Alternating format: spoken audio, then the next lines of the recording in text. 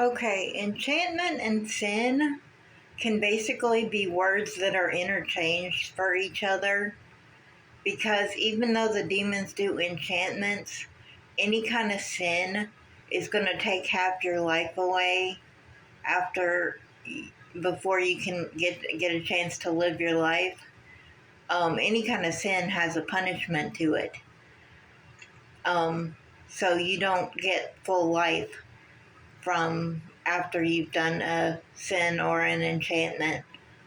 Um, and I think that's kind of why, because sin draws worms, which is why the Bible talks about hell is full of worms, basically, is because your sinning draws worms and they pile sin upon sin, which draws more and more worms. And it becomes obvious at a certain point when they're just willing to eat worms. But they know they're piling sin upon sin. Um, and the Bible says that doesn't work for life. So they're dead, basically, is what's going on. And they're piling sin upon sin in their death. But yeah, I think I don't know if they're walking dead bodies or what they are, but the Nephilim, you know what I'm saying? They sin a lot. So they may be full of worms. It might be something that happens because they sin so much. But yeah, that's why I questioned. I was like, well, are we Nephilim because we sin? Like, what are we? And technically, if you're sinning, you're being a child of the devil. But that creates worms. So it's interesting the parallels that they're kind of the same thing, even though they're not.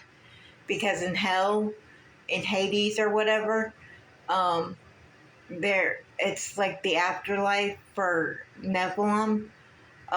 They don't die, but they are in hell. So they're full of worms. And hell is like a place that's supposedly down deep in the earth or something like that. Um, and there's like caverns and stuff. But hell is like when you're dead. Um, Hades or hell or whatever can be described for people in grave clothes, that they're in Hades or hell or whatever. That their bodies at least went there, even if their spirits didn't. Um, but I don't know how that works because I believe Jesus Christ resurrected from the dead, and I believe that was his body too. So even though the Bible says the spirit is life, I believe somehow he rescued his body too. I don't know how, but like when he went through the wall by becoming spirit, I believe his body became spirit somehow. And so he rescued his body too, like when he resurrected Lazarus from the dead. So for Christians, I believe that somehow your body goes too. I don't know how, but it's really wild. But it makes sense that when you sin, you get worms.